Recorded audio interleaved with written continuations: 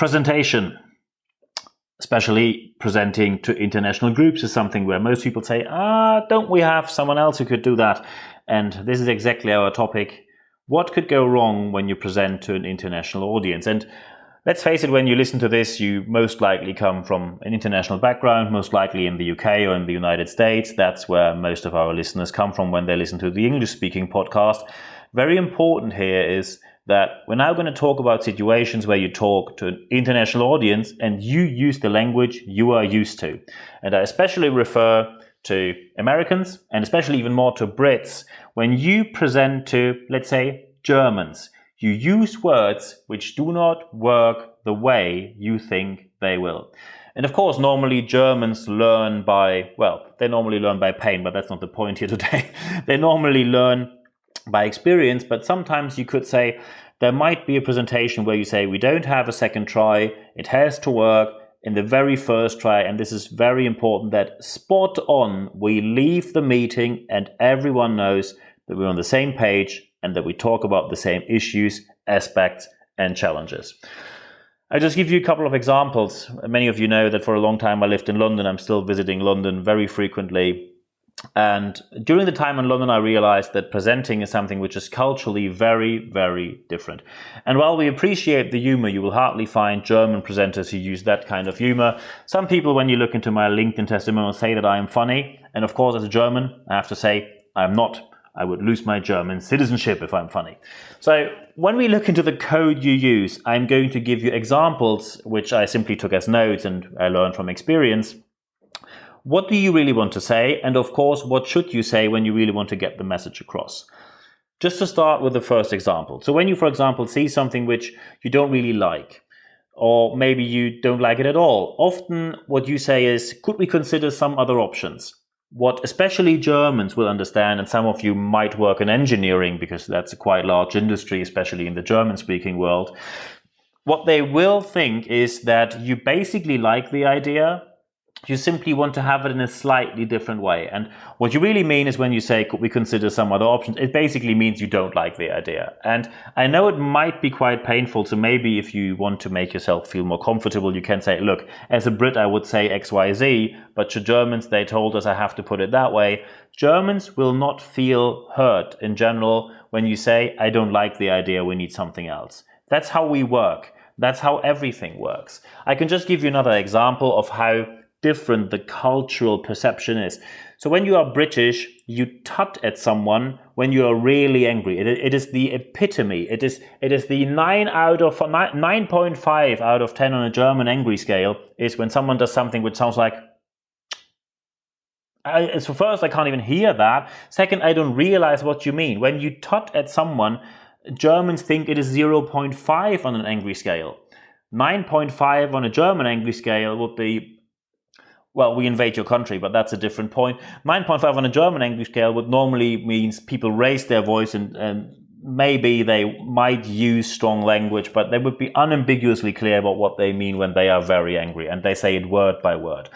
So I just give you a couple of other aspects of what you might say, but you don't get the point across. Normally, Germans will adopt to your culture, which is good, especially from a historic point of view. There is no question that Germans have the obligation to adopt to an international audience, and English is the international language of science and of business, so Germans have to adopt to that. But when you have that one meeting where you say, I don't have a second try, and I have to get it across with my first try, here we go with a couple of other examples. I only have a few minor comments. People will consider that you like 90% or more of the idea. This is a completely unsuitable sentence or phrase if you want to only make clear that there are major issues.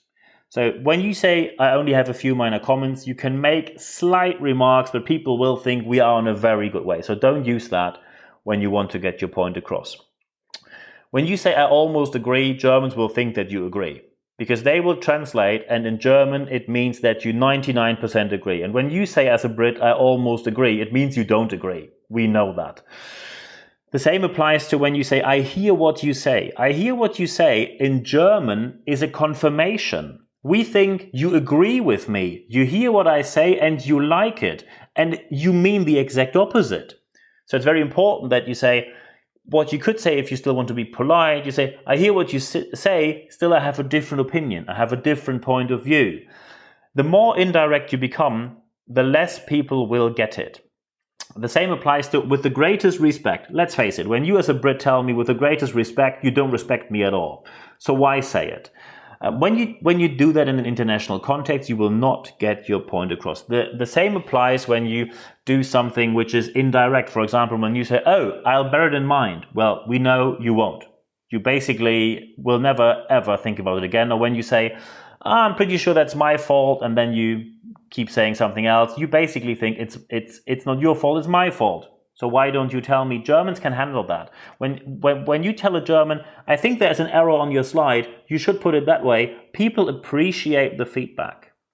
It might feel very uncomfortable in the first place, but when you have a meeting where you only have one try, feeling uncomfortable for 5 seconds and then realize that Germans actually appreciate what you say when you correct it. Of course, I don't want to say all Germans are like that.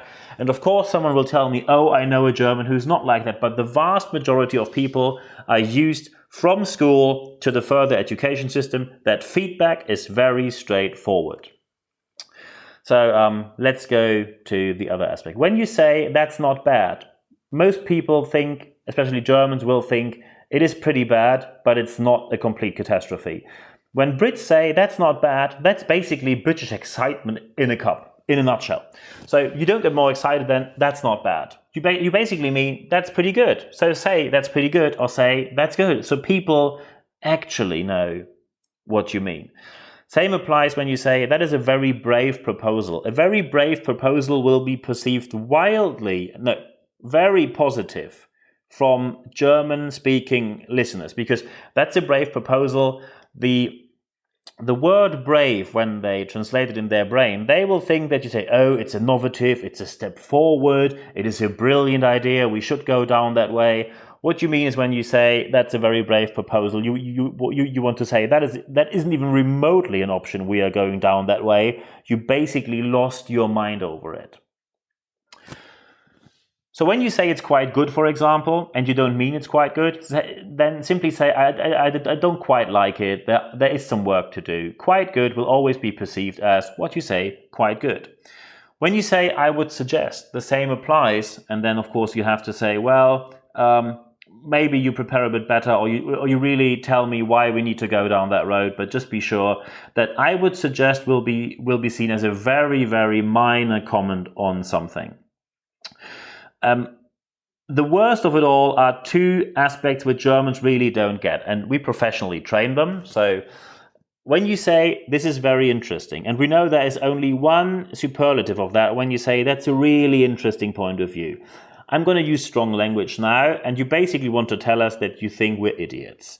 When you say it's interesting, you think it's not interesting, except you have a certain pronunciation with it, then you actually say interesting and mean interesting. And when you live in London for years and years, you somehow, and even I did figure out how to decode that. People who don't know you will not get it. And especially when you use that frequently, people will not be able to distinguish between interesting used in one and interesting used in the other way. So tell people what you actually mean. You like it or you do not like it. You can give them a reason or you can't give them a reason, but when you're a bit more straightforward, people will appreciate it. And there is one more aspect, and that's a very social one. When British people tell you, oh, it's really nice to meet you, you should come to our house, or you say, oh, you should come over for dinner. We know it's British politeness, and you don't really plan that we come to your house or that we go for dinner together. It's just British politeness. We know that. Still, and I remember that vividly, when someone told that to me and I didn't receive an invite afterwards, I really thought I've done something wrong. And then you try to think, what have I said? How did I act? Why didn't they get back to me? And the worst case might be they ask you when you want to go for dinner, and then because you're British polite, you will invite them over, although you don't want to. So you see where this is going. Every single time you try to do something indirectly, you should be very aware that many people will not understand you. That might be a bit funny in the office, that might be the cultural gap we're always talking about, but it might also be the one meeting where everything went wrong.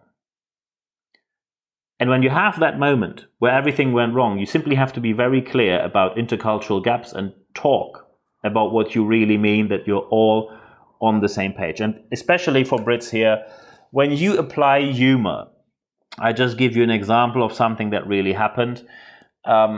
When a German comes to the UK, and I just give you an example, the background of my family, my grandfather as a Holocaust survivor was for years in concentration camp Buchenwald, got freed from concentration camp Buchenwald by the US Third Army under command of Captain Frederick Keffer. So when I stand in front of a business audience and with the background of being from a Holocaust surviving family, if I would say, I'm German, we don't use humor, and we know that Brits use humor, and we all know British humor crosses lines. In Germany, we don't do that. We don't cross lines. We cross borders. Then, of course, Brits do ho, ho, ho, ho, ho. You get this kind of dark laughter of this very dark British humor. And still people would say, well, it goes quite far, but with your background, you can use it. You could never use any of that in Germany. You cannot joke. Maybe you remember when Monty Python had that sketch, Don't Mention the War. This comes from a point. I'm not up here for a prawn cocktail now, but it's very important that when you use humor, you must be aware of the fact that either they won't get it, it's not a stereotype. These Germans don't have humor, it's not a stereotype. Either they won't get it, or they will get it the very wrong way. And that might give you a really bad start either at the very beginning of your presentation or during your presentation. I'll just give you an example. During an online meeting, one of my colleagues had headphones with a microphone. And when the host of the meeting suddenly said, and we now pass over to our air traffic controller, and then he mentioned the name, I'm now going to change the name. I now pass over to our air traffic controller, Michael, because he looked like an air traffic controller. Nice joke. The first thing that Michael, the German, said, oh, no, this is not for traffic. I don't work for traffic. I only use this because I don't have any other headphones. Sorry when this was like wrong and it looked like the wrong way, but I really use it only because it's practical. They honestly don't get it. I have no idea why. I love that I learned humor when I lived in the UK. It's basically life-saving because you always find the humor even in the darkest situation, and that is really lighting the day up. It is just very important that you now professionally train your people how to present internationally, that you always make very clear that your message gets across, and that, of course, you always make unambiguously clear that even when you use humor, the humor should stay in certain boundaries of professionalism. And of course, you don't want to, tell your clients that you're British and that's why you use that humor and they should accept it. This is not how it works.